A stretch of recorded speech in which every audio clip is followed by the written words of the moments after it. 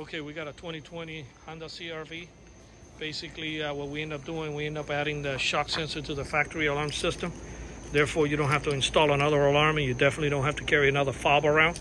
And the way it works is ties into the factory alarm system. So what happens with these vehicles, it has a factory alarm, but it only works if the doors are open. If somebody destroys the whole car, leaves it on full brakes, breaks the window, nothing's going to happen.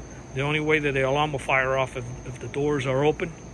So nobody's going to sit there in the middle of the night and open any of the doors, because it's going to set off the alarm. So what's going to happen is, if they try to bust out the nut locks by applying a smaller socket and hammer it in, you'll see it on the bottom of the video, that will trigger the factory alarm. And definitely when the car falls on the bricks, that will set off the factory alarm. I'm going to go ahead and bang on this first tire.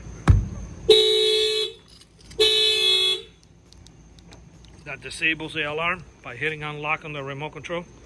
Okay, that picks up all the tires around the vehicle. And hit this last tire, and that will fire off the alarm.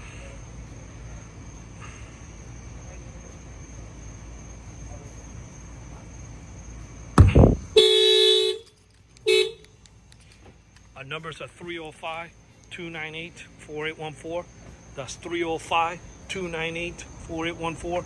This is on a 2020 Honda CR-V. Thank you for watching this video.